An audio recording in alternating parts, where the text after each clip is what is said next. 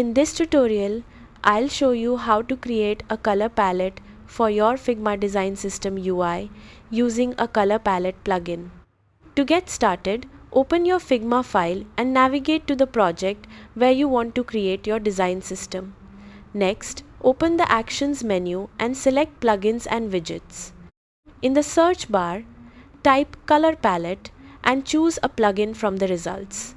Open the plugin and browse through the available color palettes. Once you find a palette you like, apply the colors to your design elements and test how they work together.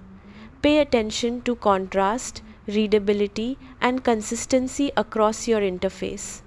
After selecting your colors, save them as local color styles so you can easily reuse them throughout your design system. And that's it. You've successfully created a color palette for your Figma design system UI. Thanks for watching, and I'll see you in the next tutorial.